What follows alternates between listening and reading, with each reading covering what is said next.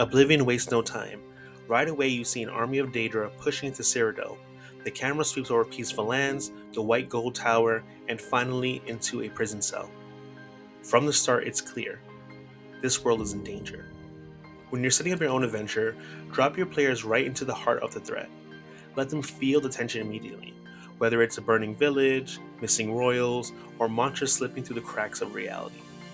And just like that, the prisoner is insulting you in the first scene. Add some small nuggets of world building early on, and give your players a real sense of what's at stake and how the world sees them. And now that the world feels a little bit more dangerous, let's talk about where your players take their first step. Oblivion throws you right into the action. Before you even know what's going on, you're caught in the middle of an assassination attempt. And the only escape is through dark tunnels filled with rats, traps, and goblins.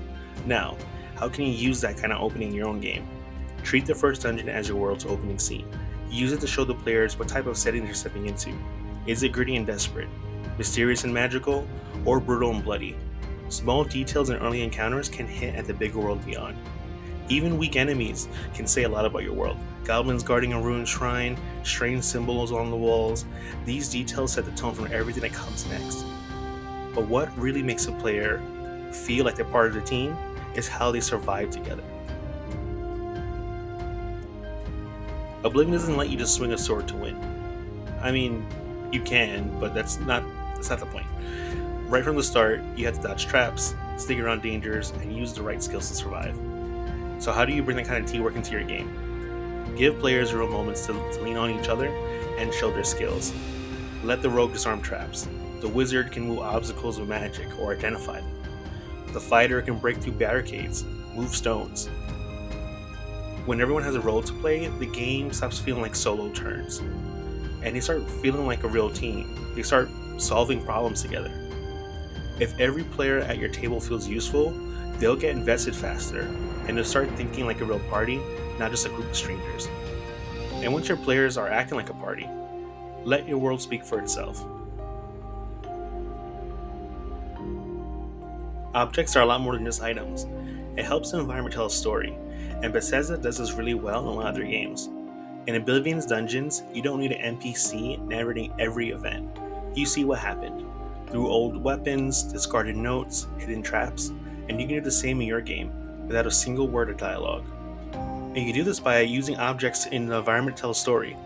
Here's a few tips that you can use in your game.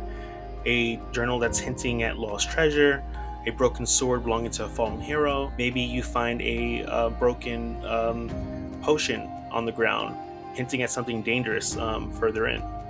These quiet details add weight to every room and make exploration feel more meaningful. Even something small like a child's toy near a battlefield can deliver a gut punch that your players will remember. Now let's put it all together in one quick adventure. Alright, so let's make one right now. Here's how to put all 4 of these into a brand new adventure. Let's start with the threat.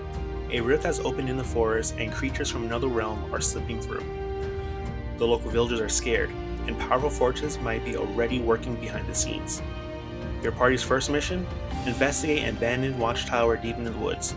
It's half collapsed, covered in strange growths, and rumored to be haunted.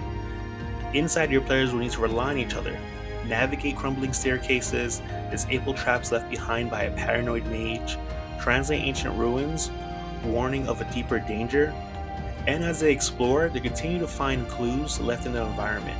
A half-burned journal describing the rift, a broken summoning circle carved into the stone floor, and an unfinished letter pleading for help, but it was never sent.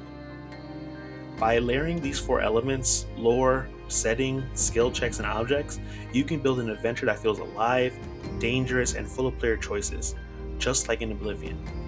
So there we go. Thanks for watching, and if you found this helpful, please like, comment, and subscribe, and let me know in the comments what's one thing that you do to make creating adventures easier for you.